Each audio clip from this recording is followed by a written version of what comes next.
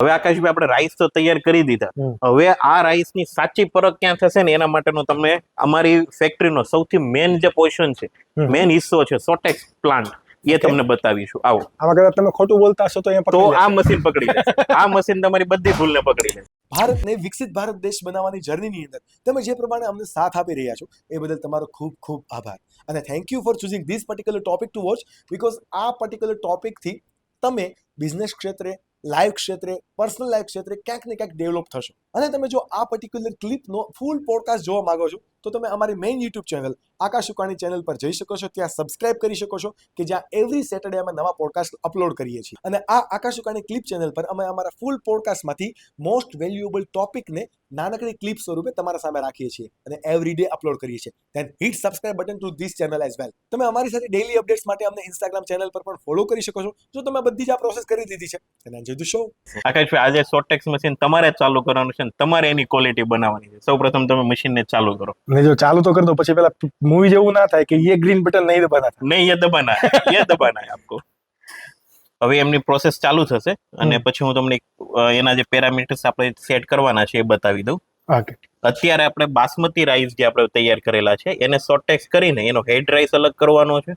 અને જે એમાં અશુદ્ધિ રહેલી છે, અશુદ્ધિ એટલે કે એ શું વસ્તુ, કોઈ લાલ દાણો છે, કોઈ કાચો દાણો રહી, દાણાની અશુદ્ધિ, એની અંદર કચરું નહીં, ના, દાણાની કલર સોટેક્સ આપણે કરવાનું છે. ઓકે. મશીન ચાલુ થઈ રહ્યું છે અને એમાં આપણે એના પેરામીટર્સ બધા સેટ કરવાના છે. જેમ કે એક્યુરેસી તમારે કેટલી રાખવી છે, તો બ્લેક દાણો છે તો એ કેટલા % જવો જોઈએ અને કેટલા % ના જવો જોઈએ. આપણું આ 4 સૂટનું મશીન છે કે એક દાણાને, અને એમાં 64 આ તમને જે દેખાય છે એ 64 એની અંદર ઇન્જેક્ટર છે. અને તોશિબા આની જે આપણી ટેકનોલોજી જે કહેવાય એ મૂળ જાપાનીઝ ટેકનોલોજી છે. તોશિબાના કેમેરા અને એના ઇન્જેક્ટર એડ થયેલા હોય છે.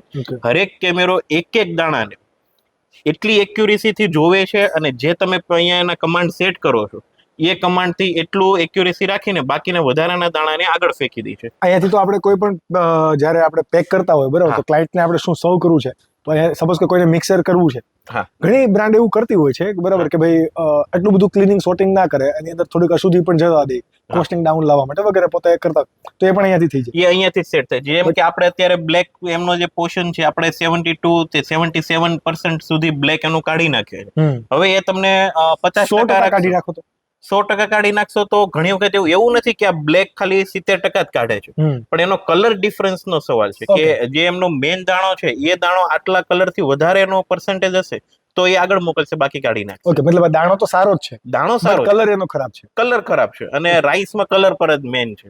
જે કલર સારો એ જ રાઈસ આગળ આપણને. ઇવન સુગંધ પણ બહુ મેટર કરે છે, કારણ કે ઇન્જિન આપણે જોયું છે કે બાસમતી રાઈસ કોઈ પણ પરચેસ કરતા હોય ને એટલે પેલા સ્મેલ કરે કે ભાઈ કેવી સ્મેલ આવે છે. એ વસ્તુ ખોટી છે.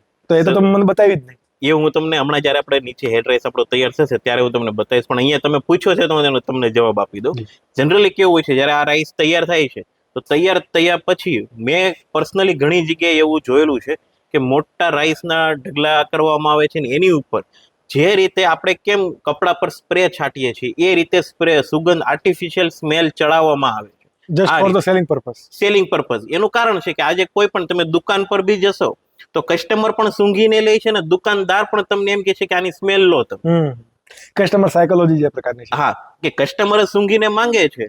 અહીંયા દુકાનદારનો પણ વાંક નથી, બસ કસ્ટમર માંગે છે. કસ્ટમરને સાચો વે નથી ખબર કે આપણે રાઈસને સૂંઘીને ના લેવા જોઈએ. તો શું જોઈને લેવા જોઈએ? એની ક્વોલિટી જોવો તમે, એમાં કેટલા % બ્રોકન છે એ જોવો, કેટલા % એ દાણાનો કલર અલગ અલગ છે એ જોવો. કે ભાઈ આપણે 1 કિલો રાઈસ લીધા છે પણ એમાં તમે તપાસ કરો કે ભાઈ આટલા તો કાળા દાણા આવી ગયા છે, આટલા લાલ દાણા આવી ગયા છે, તો આ અનમેચ્યોર રાઈસ છે જે પૂરો પાકેલો નથી. તો એ અશુદ્ધિઓ કેટલા ટકા અંદર છે ને આ જોઈને લેવાનું છે. બાકી બાસમતી રાઈસ છે એની નેચરલ સ્મેલ ક્યારે આવે છે? જ્યારે રંધાય છે અને ત્યાર પછી એની જે સ્મેલ આવે છે ને એ એની નેચરલ સ્મેલ છે. આ ઘણા લોકો માટે કહેવાય ને કે એક શોકિંગ વાત પણ છે, બીકોઝ બહુ બધા લોકોને મિસકન્સેપ્શન હોય છે અહીંયા અને મિસઅન્ડરસ્ટેન્ડિંગના લીધે લોકો ફસાતા પણ હોય છે. હવે આકાશભાઈ આપણે આને આગળ લઈ લેશું, પડશે નહીં, કોઈ વાંધો નહીં. ઓકે. આ જે આઈટમ છે આ એની મેઇન વસ્તુ છે. કોઈ પણ અનાજને, અને જે આ ટેકનોલોજી છે હવે તો ઇન્ડિયામાં પણ બને છે.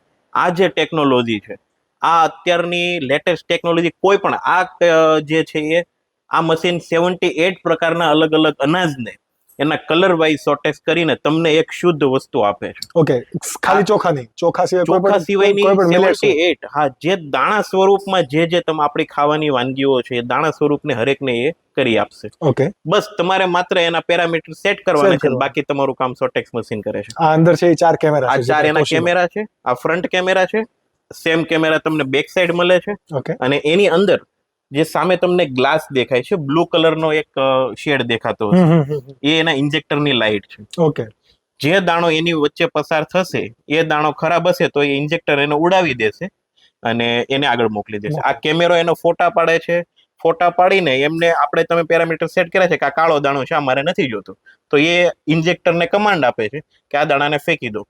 હવાનું પ્રેશરથી ફેંકવામાં આવે છે. આ એની ટેકનોલોજી છે. Okay. આ સોટેક્સ મશીનનું કામ છે. Okay. એમાંનો જે લાલ દાણો હતો, જે વધારે પાકી ગયેલો દાણો હતો, અનમેચ્યોર રાઈસ હતો, કોઈ કાળો બધા દાણો અલગ થઈ હતો, એ અલગ થઈ ગયો. તમને આ ફાઇનલ પ્રોડક્ટ તમારા ઘરે આ બધા ગોલ્ડન બાસમતી રાઈસ. આ ગોલ્ડન બાસમતી રાઈસ છે. Okay. Same process white basmati rice છે, વાડા કોલમ છે, જીરાસર છે, આ બધામાં સેમ પ્રોસેસ લાગુ પડે છે. ઓકે.